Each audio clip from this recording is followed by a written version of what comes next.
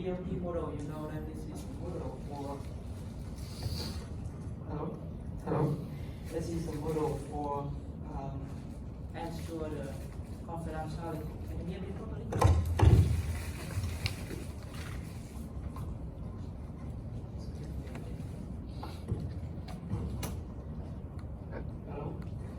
Hello. To ensure the confidentiality, and today we will something about this again, and also talk about some other model and ensure the integrity.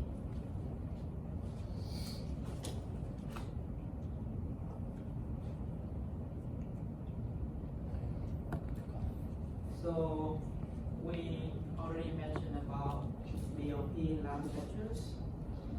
Today we talk more some about integrity, and then we also talk about the models, lateral models, and other models like change world models as well. So when we have a security model, and security model is a precise representation of a security policy, so security requirements. And BLP, you know that it is a security model for asset control we mentioned earlier. They should have a characteristics that they should be simple and abstract. They should be precise and ambiguous, and they also should be generic. Generic so that you can apply to a lot of context and it doesn't depend much on implementation details. So in a state representation, state machine representation, such as BLP, then we describe the system as an abstract mathematical state machine. We represent the state of the machine using state variables. And I will tell you again what we mean by state variables. And we also describe how variable and on the state changing using the transition function. That you see the BLP in dynamic model, they move from this state to another state. So you see, we apply some transition function there. Okay, so here you have a traditional security models. You have a system, you have a subject. So system includes subject and object. You have subject is active entities, and object is the passive one. And here is the state variable that I mentioned. Variable including subject, object, and security attributes. So what is security attribute? For example, subject, object, and read means subject can read the object. That we see previously. So we need to ensure that the state machine representation is secure. So here is to prove tell you how to prove that it is secure. This is the general framework that you prove is security. So it doesn't depend on BLP or other models. So this is the general framework. To prove this is secure, first you should define the appropriate state variable that I mentioned earlier, and you should have a relationship between those. The second is you should define condition to be a secure state. So what is the condition for the state to be secure? So they should have some constraint among variables, security constraint, and so on. It should have a relationship between variable of the state that must be maintained during state transition and so on. So you should define what does it mean by a state to be secure by putting all the relationship between those or security constraints. And then the next thing you need to define the state transition function. So the transition, what is the transition function that's moving from this state to another state? And how the variables change during the transition. Next step is you need to prove that each transition function they maintain the security of the state. Means if you have a state with CQ, and you change this, after the transition, you got another state, and you need to prove that this state is also CQ. So that means moving from this state to another state by transition function, so it's a DCQ. And then, okay, you have up to here, then you need to define what is the initial state. Because you need to have an initial state to start with, right? So for example, here is the initial state, you prove the next state is CQ, and so on and so on. And then you have to prove that, yeah, the initial state is CQ. So you see, if you have the initial state CQ, then the next state is CQ, and again, another state is also CQ. So that's it. You need to define initial state, define it to be CQ, and then change to CQ. So by induction, your machine will be state machine will be CQ. So here in example, you see, you have a set of subject, you have a set of object, and this is the attributes. And this is variable that SI, OJ, and AK, mean SI can do AK on OJ. So, and that there are several conditions to be CQ. So a state to be CQ, for example here, is DLP model. They have to satisfy 3 properties that we seen last time. They have SS property, star property, and DS property. Okay, so now you have a state, you have variables, and here's condition to have a CQ state. And then of course you need to define the transition that change from one state machine into another state. And this you need to deal with application domain, which domain application that you use. So anyway, this is how you prove security for state machine. But of course, we're not going to detail about the proof or security proof. I'll tell you about the idea of how you prove security in theory. We come back to DLP. So DLP is the set control, confidential set control to ensure the confidentiality, and means the subject cannot convey information to the subject on lower level, as in no read up.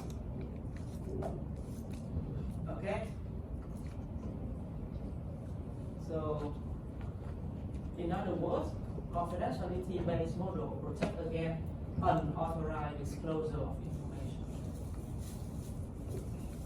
So here today we introduce about another asset control model, the integrity. So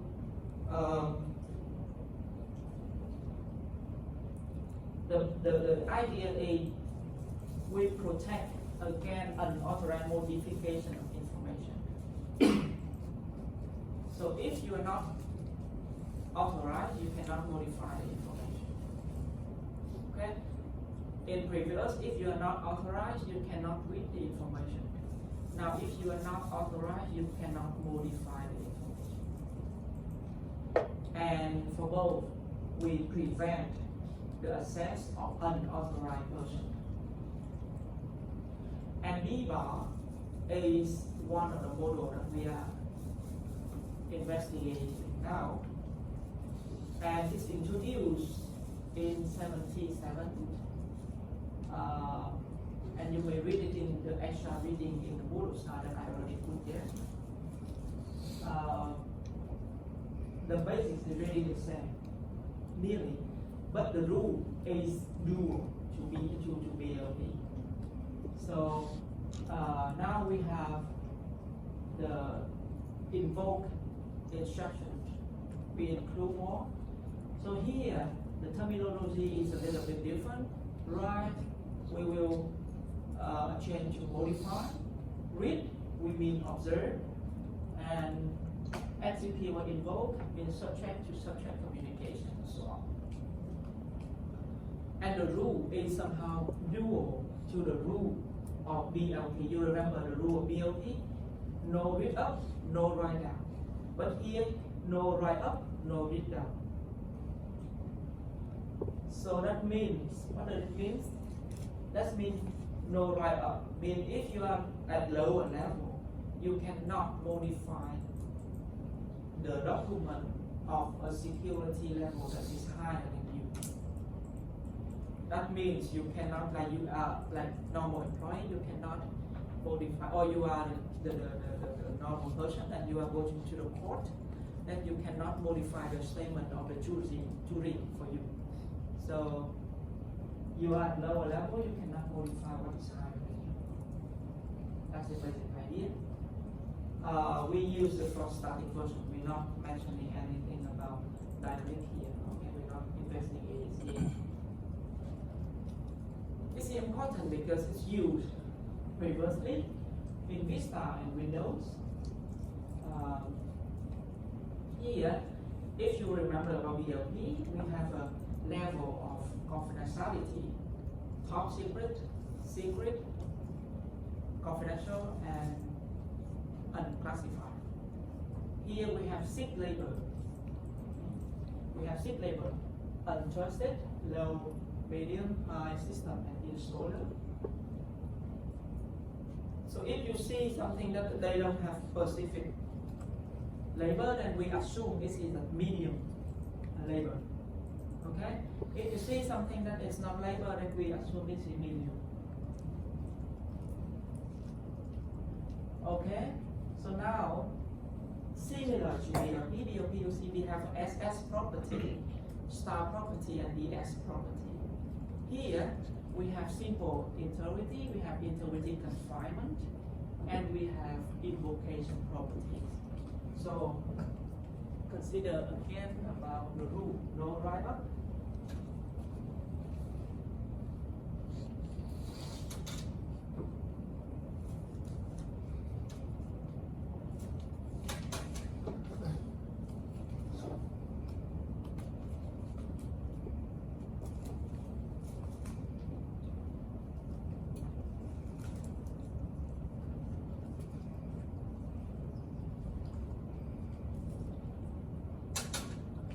Now we see how the property is. First, if we consider about integrity refinement, mean no write up.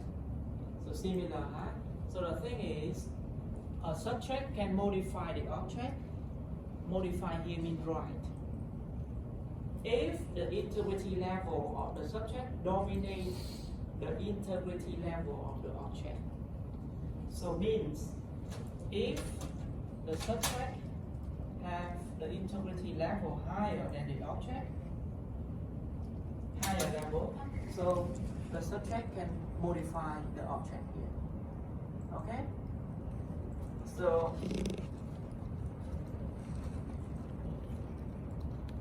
for example, if A as a process and is just less than B as a resource, then B should not be modified on the basis of A. So we shouldn't contaminate B.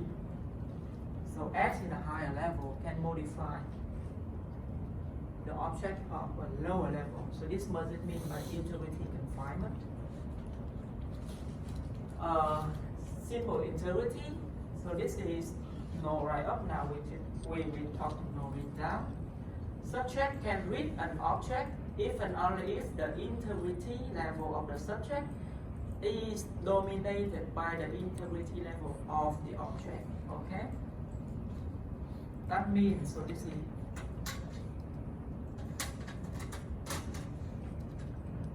right. If the object is of higher level, then the subject can read the object. Means you are student, you can read the announcement by the principal, for example. Okay? But here is an example, like in the jury in the court, they shouldn't read the lower level because it's untrusted. So you can read the announcement of your principal, your teacher, but for me, I shouldn't trust your announcement, for example. Okay, just as an example. But of course, if you are saying that this is fire there, then I should trust it, right? I should run away. Okay, so this is the idea that you should trust the information from your higher level. So you shouldn't trust, and then so that you should read the information from the higher level. So this means that the subject doesn't trust information with lower integrity level, so shouldn't be influenced by it. And the invocation properties, so the subject can invoke the other subject only the integrity level of S1 dominate the integrity level of S2.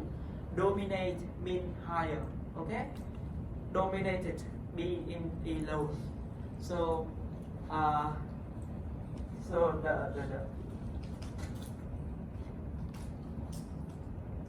S1 is higher than S2, then it can invoke S2, for example.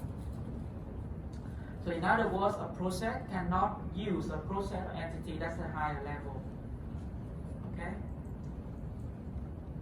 So of course again, we're not talking about dynamics, so it's just to know about dynamic.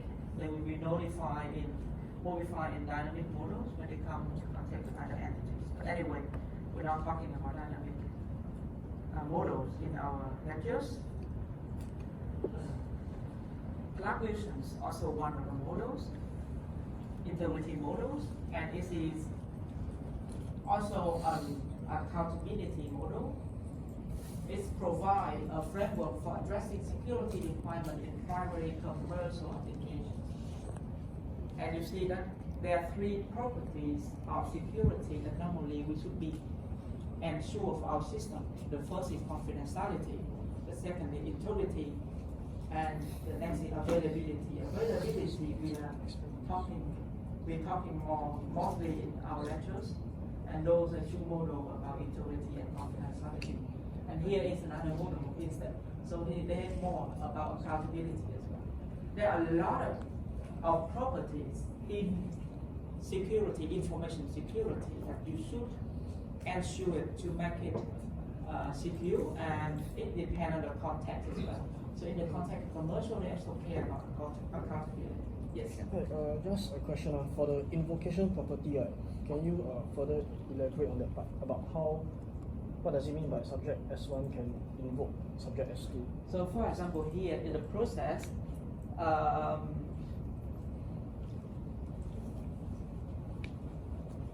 like I, a teacher, and you a student, and I can stop, or you are employee and you're the one manager, and they can stop your contract, for example. Or they can stop what you are running, you are doing, they can stop it. Like a process of a higher level, they can stop the process at a lower level. And then you read more in the books about how the Clark-Wilson model work. Okay, so this is the picture, very complicated, and in the book they explain very specifically that you may have a look. Okay, so we talk about multilateral models. So in DLP we talk about multi-level models. Means you can go up or down only.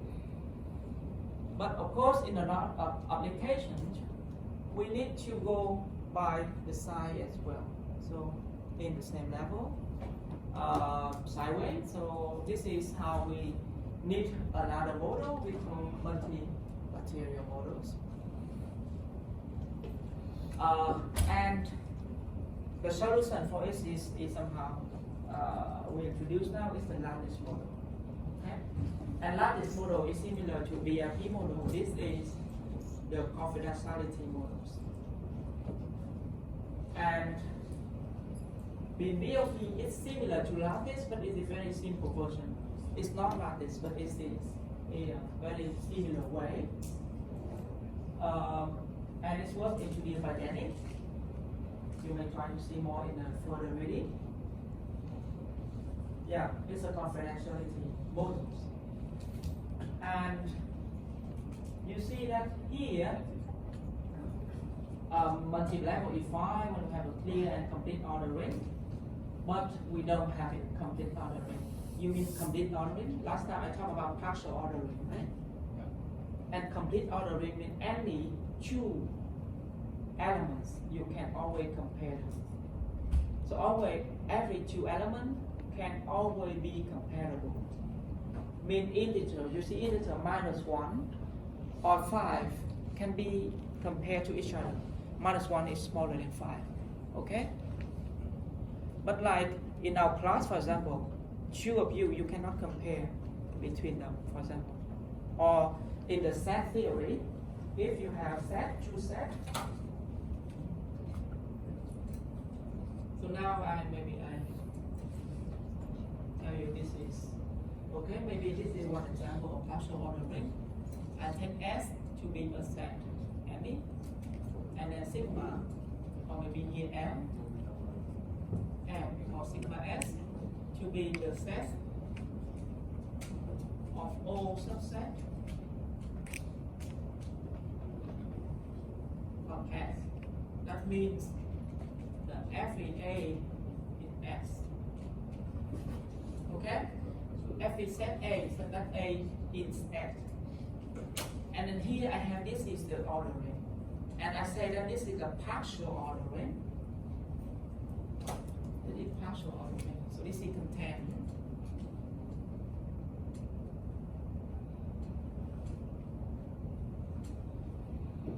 This is not complete because if you have two sets, which is separate, or if you have any arbitrary two sets, you cannot compare them whether A belongs to B or B belongs to A. Okay?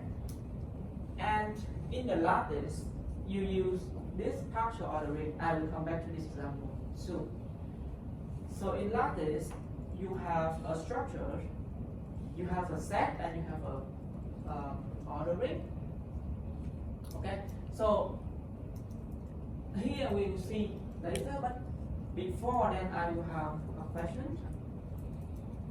If I give you two objects at different security level, what is the lowest security level a subject must have to be allowed to read both objects?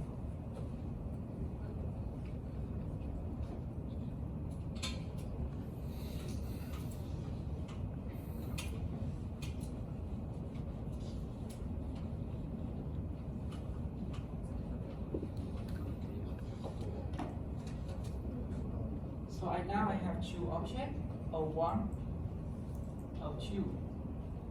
So now, if what is a condition that a subject can read an object? So BLP is confidential. So for confidentiality models, then no write down. Is it? No write down, no read down. So mean you can always read down. Okay? So the thing is, here I have an object and a subject. If the subject wants to read object, then the security level of this has to be higher than the object. Right? So S has to be higher than O1. Similar, S needs to be higher than O2. And the question is, how high? Like, what is the lowest level of S? Because S can be a lot of level. So I ask what's the lowest level of S? Does S can read both the object? Okay? We'll come back to it later. And then now, given two subjects as different level, I ask what is the highest security level an object can be read by both subjects. So again, subject want to read an object if the object is a lower level. Okay? But then, at what level? what is the highest level that both can still read it? Because under here they can read, under here they can read, but what is the highest level that both can read it? And to answer it, we need a model that have a structure that enable us to read out. Okay? We will be more about it soon. Why these are questions important? Because this is we have a principle of least privilege. You know that principle? You know about this principle? Principle means giving you the right to do something just enough for your child. Give you enough right and no more.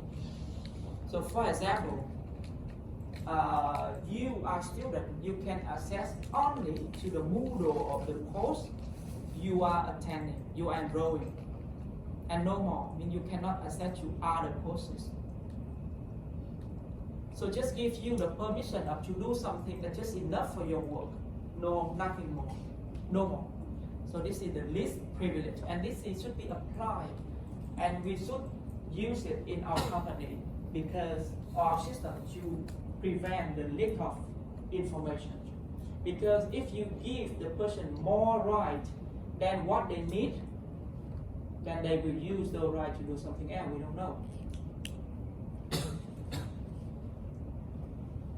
Okay? But it's very hard to implement it. Right?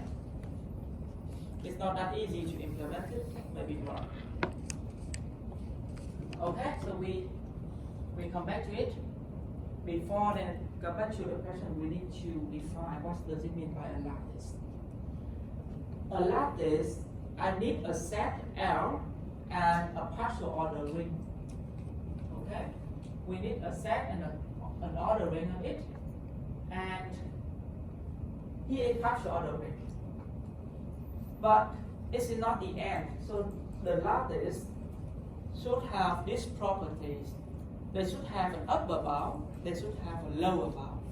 And upper bound, we should have the least upper bound and a greatest lower bound for any two of them. Means if U and so here U is the least upper bound of A and B. Upper bound means greater than A, greater than B. And if any others also the upper bound of A and B, then this is smaller than B. Means this is the smallest upper bound. And similar for the greatest lower bound means smaller than A and B. So, and then for every other smaller than A and B, this has to be greater than that K. So that means you have a greatest lower bound. Got it? Similar to what you have in integer with division. Okay? What is integer with division? Integer with division, I'm given you any two numbers like 9 or 12. They're always, I would division, I mean, of course there are a lot of numbers that divisible by both of them, right? For example, 108.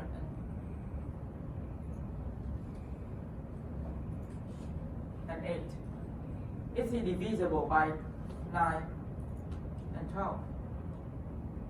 But I ask you, what is the smallest number that divisible by both of that numbers? This thing we call the least common multiple.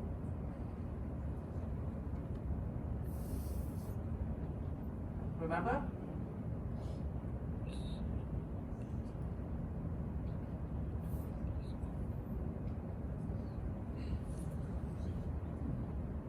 High school math. Okay? So this is, and then we can see that this is 36 And any other numbers that divisible by both, for example in V there, any number that divisible by both is divisible by U. So this is U in our first line there, and this is V. So here we have, because 108 is divisible by both, should be divisible by U. So here U is the least common multiple, and in this situation we have a least upper bound. We call this least upper bound.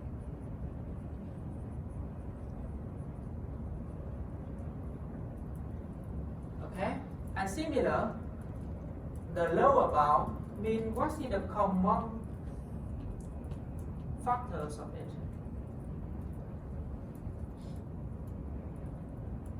3. And this is we call GCD. Is it familiar?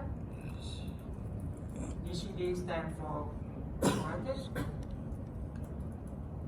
common divisor.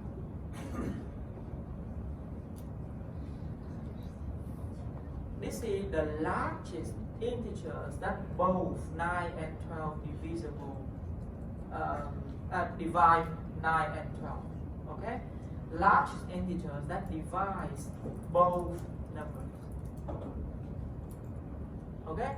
So this is the property that the lattice should have. For every 2 element, there always be an upper bound for 2 and always a lower bound for 2. And that upper bound should be the smallest one, and upper bound should be the highest one. So if you look at example here, we have set and we have the ordering, we did partial ordering. And then for every set A and B, there always be an upper bound, a least upper bound. And least upper bound is a union to B. Right? And the least upper, the greatest lower bound is A intersect with B, this part.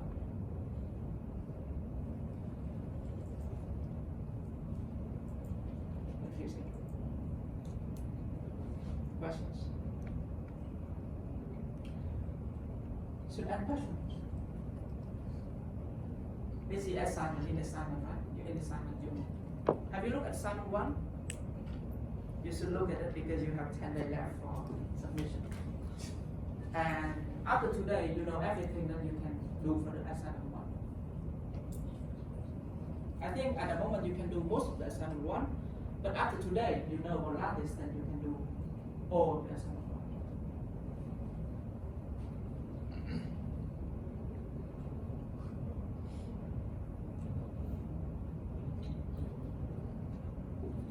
Okay, I will go through the examples you use.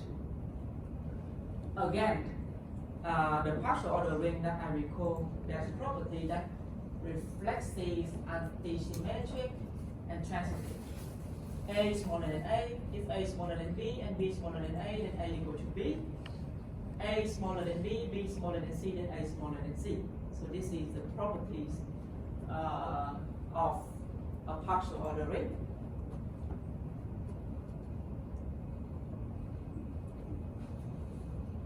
So this is a partial ordering, and it contains in is a partial ordering, and you can see, right? Like first is A always inside A. Obvious. The set A should be inside itself. Second, antisymmetric, like if A is inside B, B inside A, then of course A has to equal to B. Right? The set A inside set B again inside set A, so they have to be equal. Transitivity, the set A inside the set B, and the set B inside the set C. So A has to be inside C. Okay? So this ordering is a partial ordering. Okay?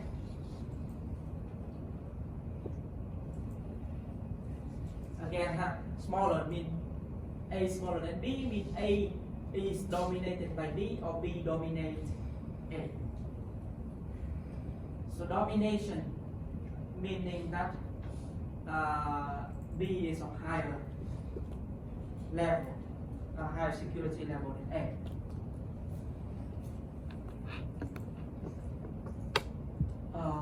Here is example. P, U, P, B for public, and this is the empty set. Okay?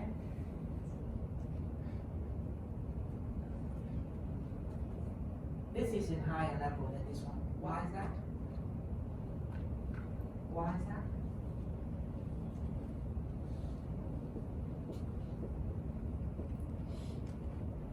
Why? This one is higher level than this one. Can you see why?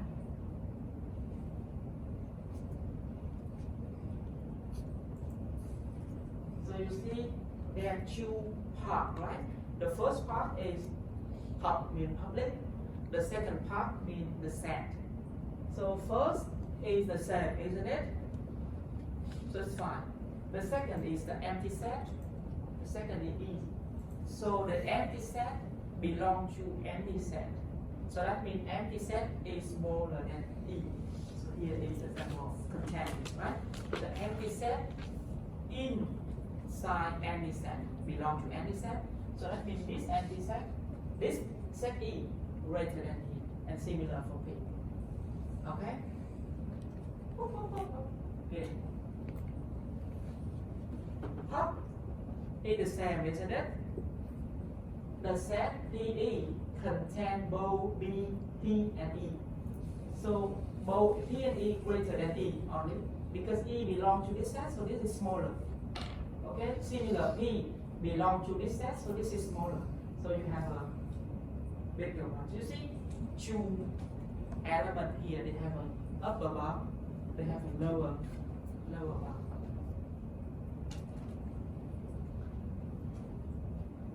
Huh, what is that?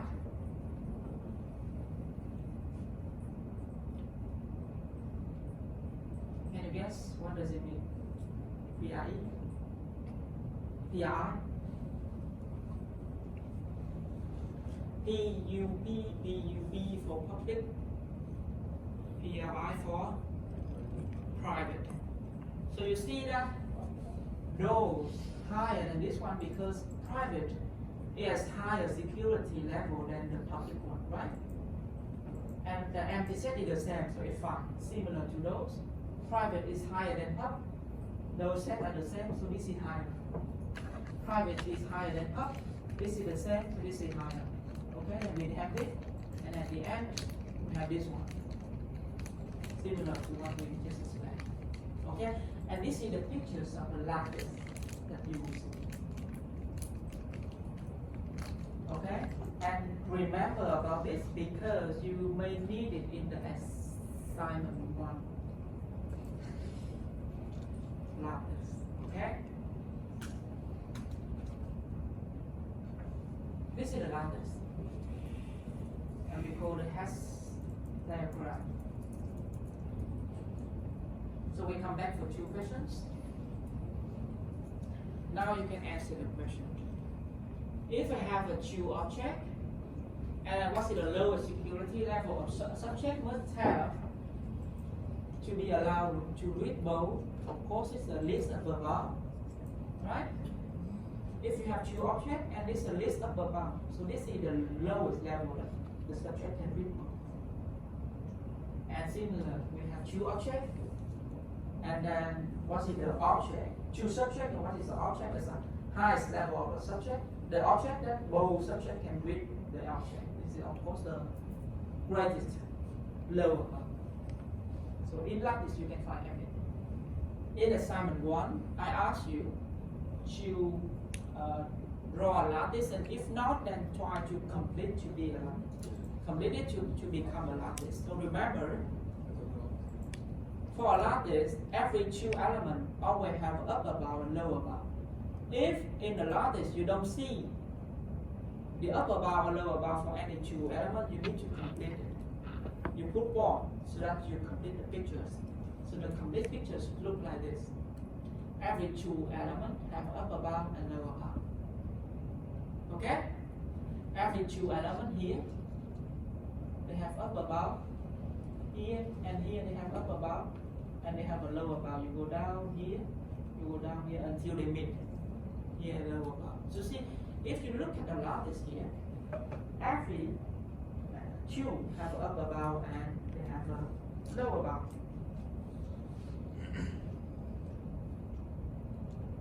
Yeah, partial domain that we already mentioned. Here is we recall again about SS property, no read up, yeah.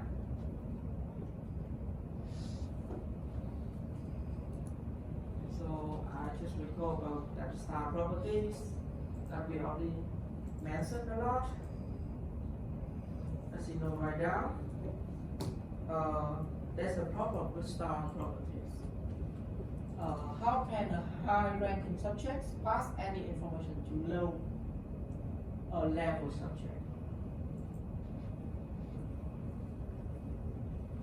Because you think in the confidentiality you are at a higher level, like for managers, you cannot read information from managers. So how manager can pass information to you?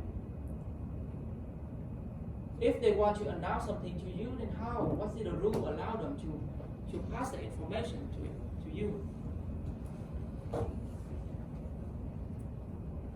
So there one way is to allow the subject to operate at lower rank. Mean allow manager to be lower than you. Another is try to violate the star properties. But then we need a model to handle this situation. And we need both integrity and confidentiality. So what happens if we combine both of them?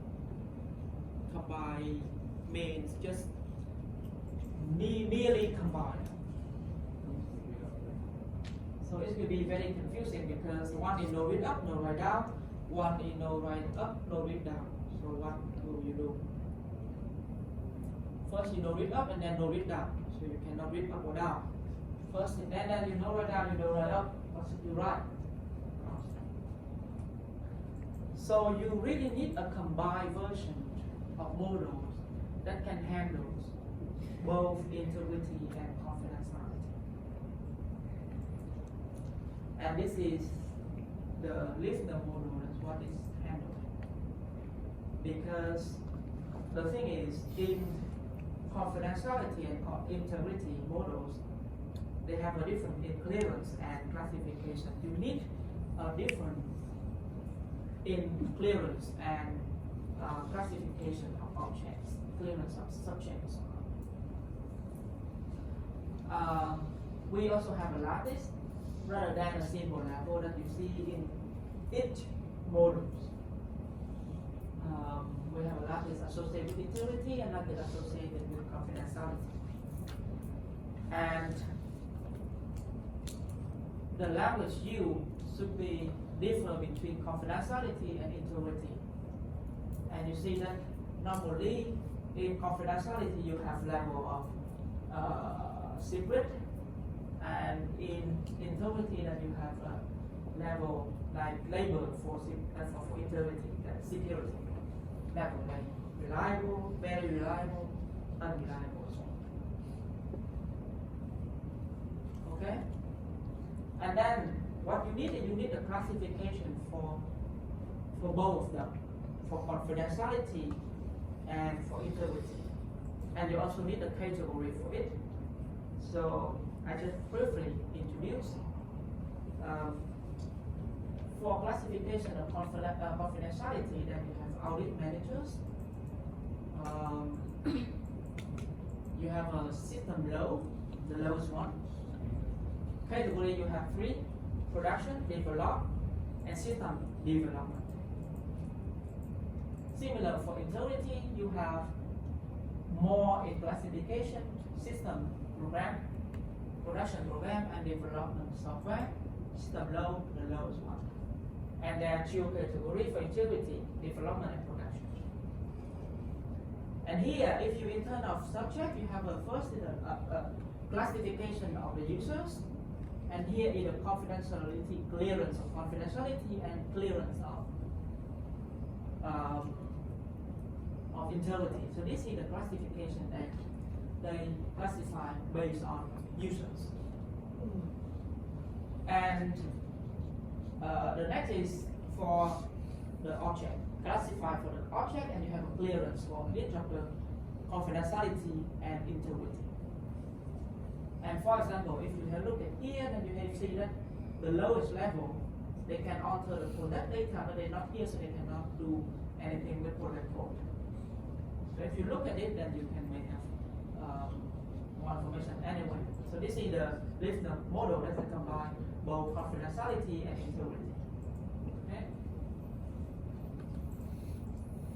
And last model is Chinese wall model. So this is invented in 1989 to propose to handle the conflict of interest when you do commercial. In this case, the subject are analysts or consultants. Object are information set or company. So maybe you're part-time, right? You're working, so maybe you need a lot of this case. So because we have a class of interest, so one mile, for example, will contain a bank, and another mile, for example, will contain energy industry company. This is dynamic. And if you look at this, then this is the conflict of interest class. So for example, if you work for bank, you consult for bank A, then you cannot consult for bank B because they are in the same class of interest. And if you consult, you work with the oil company A, you cannot work with the oil company B. So Chinese model war means if you make a you consult with bank A, then they make a wall here, so you cannot jump to make the contact with bank B. So this is just the idea of the war. Okay, so this is to avoid the conflict of interest. So I think now you're working, you meet a lot of this rule when you deal with customer, when you deal with other companies. Yeah, just wondering, but I don't know when that will be in the exam. We'll see. But you may have a look at this more detail in the book. Okay?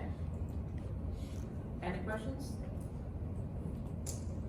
So at home maybe you want to look more in the last because it's more related to the first assignment. Now, okay. So if you have any, okay. So I come back to the assignment.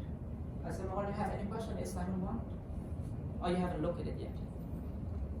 Look like it.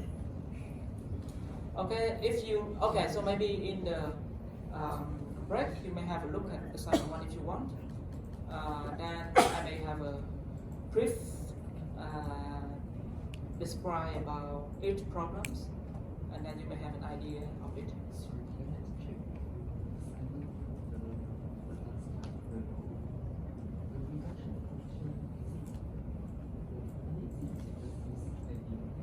You can use any that you can think of, or you can find online what is because